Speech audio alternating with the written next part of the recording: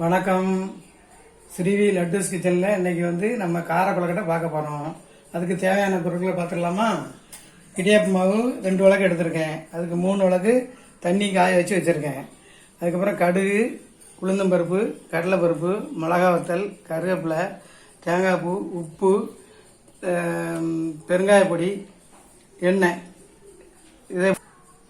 இதை எல்லாம் போட்டு தாளிச்சிக்கிட்டு உப்புமா மாதிரி கிண்டணும். சேர்ந்து வரும்போது ஆஃப் பண்ணிட்டு அதுக்கப்புறம் நம்ம கொழுக்கட்டையை பிடிச்சி வச்சு இட்லி கொப்பரையில் அவிக்கணும். செய்முறைக்கு போகலாமா? வாங்க.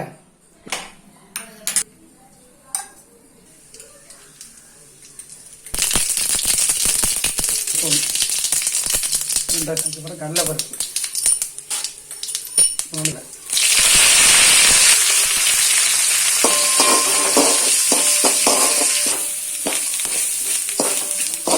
பெருங்காயம், அதுக்கப்புறம் தண்ணியை ஊற்றணும். உப்பு போடுங்க. இது போட்டு வைக்கணும்.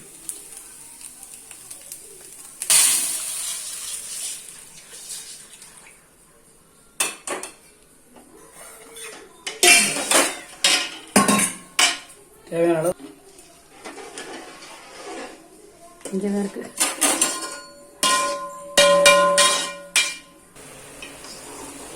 நல்லா கொதி வந்த பிறகு மாவு போடணும்பா, பார்த்துக்கோங்க.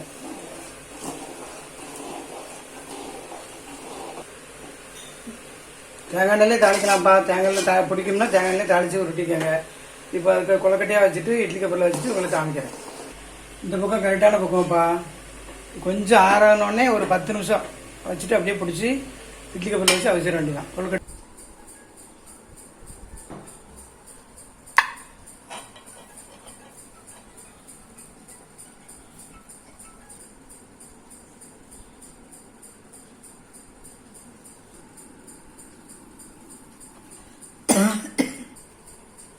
கொழுக்கட்டை பிடிச்சாச்சுப்பா. இப்போ இட்லி கப்பலில் வைக்க போகிறேன்.